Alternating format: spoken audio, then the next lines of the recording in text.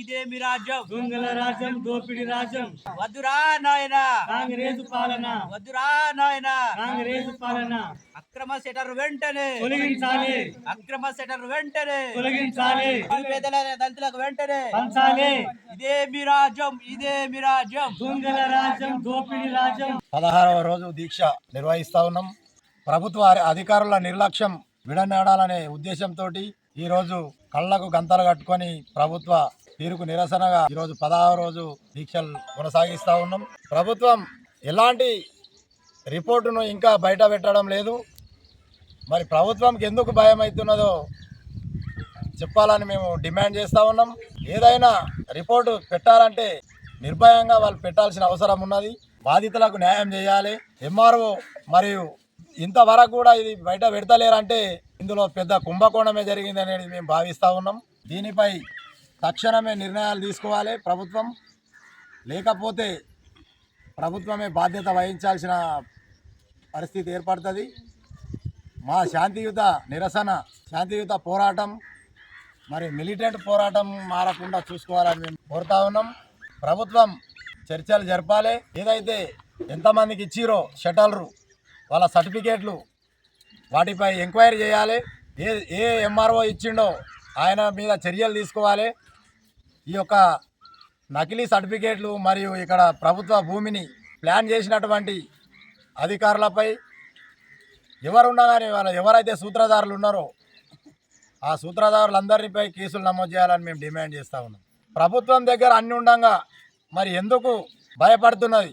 ప్రభుత్వంకి ఈరోజు ఎంఆర్ఓ కార్యాలయం, ఎంఆర్ఓ ఆఫీస్ అంటే ప్రజలకు అందుకే నమ్మకం పోతూ ఉన్నది. వీళ్ళు ఇట్లాంటి దొంగ పనులు చేస్తూ ఉన్నారు. వీళ్ళు పైసలు ఇస్తే ఏదైనా చేస్తారు ఎంఆర్ఓలు, ఎంఆర్ఓ ఆఫీసుల అనేది పబ్లిక్ ఈరోజు తెలిసిపోతూ ఉన్నది. మరి ఇది సిగ్గుపడాల్సినటువంటి పరిస్థితి. ప్రభుత్వం చేస్తున్న తీరు, ప్రజల పన్నులతోటి ఈరోజు ప్రజలతో నడుస్తున్న ఈ ప్రభుత్వాలు, మా డబ్బులతో నడుస్తున్న ఈ ప్రభుత్వాలు మమ్మల్ని దోపిడీ చేస్తూ ఇట్లాంటి నీచమైనటువంటి పనులు చేస్తూ ఉన్నారు. మరి ప్రభుత్వాలకు సిగ్గుశరం ఉండాలి, కొంచెమైనా సిగ్గుతో తలదించుకోవాల్సిన అవసరం ఉండాలని కూడా మేము తెలియజేస్తూ ఉన్నాం. మీరు ఎందుకు బయట పెడతలేరు? మాకెందుకు రిపోర్ట్ ఇస్తలేరు? మాకు సమాధానం ఎందుకు చెప్తలేరు? అంటే మీరు తప్పు చేసిరు కాబట్టే ఈరోజు మీరు దొంగచాటుగా మీరు పని చేస్తలేరు కాబట్టి మేము మీకు వదిలిపెట్టే ప్రసక్తే లేదు అధికారులను. కానీ దీని మీద ఎవరైతే సూత్రధారులు ఉన్నారో, ఎవరెవరు కుంభకోణానికి పాల్పడ్డారో వారందరికీ కూడా బయటికి తీయాల్సిన అవసరం ఉన్నది. దీనిపై సమగ్ర విచారణ జరపాలి. ఒక ప్రత్యేకమైన కమిటీ వేసి దీనికి ప్రత్యేక కేసుగా మీరు పరిగణించాలని కోరుతా ఉన్నాం. ఇట్లాంటి గ్రామాలలో ఇంకా ఎన్ని జరిగినాయో నారాయణఖేడ్ తాలూకా నిండా కూడా ఇట్లా ఇదంటే వెలుగులోకి తీసుకొచ్చినాం. కాబట్టి ప్రభుత్వ అధికారులు వాళ్ళ ఇప్పటికైనా ప్రజల నమ్మకం పోకన్నా ముందు మీరు దీని మీద చర్యలు తీసుకుంటే ప్రజలకు మీ మీద నమ్మకం ఏర్పడుతుంది. లేని పక్షంలో ప్రభుత్వం ప్రజల దగ్గర చులకన అయిపోతారు.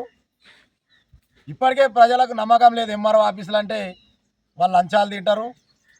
చిన్న సర్టిఫికేట్ కాడికేని బర్త్ సర్టిఫికేట్ ఇవ్వాలన్నా లంచం తింటారు, చచ్చిపోతే సర్టిఫికేట్ వేయాలన్నా లంచం తింటారు, భూమి చేయాలన్నా లంచం తింటారు అనేది అంతటా వెళ్ళిపోయింది.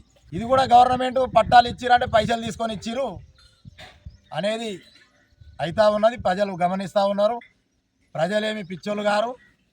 కాబట్టి అధికార యంత్రాంగాన్ని మరియు ప్రభుత్వ అధికారులను మేమంతా కోరుతా ఉన్నాం.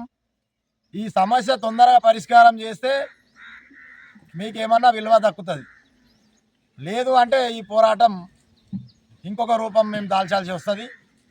మరి దానికి ప్రభుత్వమే బాధ్యత వహించాల్సిన పరిస్థితి ఏర్పడుతుంది. కాబట్టి ఆలస్యం చేయకుండా అధికారులంతా మాట్లాడి రిపోర్టు బయట పెట్టాలి. లేదంటే మాకు రిపోర్ట్ ఇవ్వండి, మేము కోర్టుకు పోతాం. ఆ రిపోర్టు మాకు ఇచ్చేసేయండి, న్యాయపరంగా మేము కోర్టుకు పోతాం, కోర్టు నుంచి కొట్లాడతాం. కానీ ఇక్కడ మాకు ఎలాంటి ఇవ్వకుండా దొంగచాటుగా మమ్మల్ని ఇది చేస్తూ ఉన్నారు. కాబట్టి అధికారులకు విజ్ఞప్తి చేస్తూ ఉన్నాం, ఇస్తే మాకు రిపోర్ట్ ఇవ్వండి, లేకుంటే మీరన్న దాని మీద చర్యలు తీసుకోండి. రెండే మేము కోరుతా ఉన్నాం. ఈ పక్షంలో ఆందోళనను ఉధృతం చేస్తామని తెలియజేస్తా ఉన్నాం.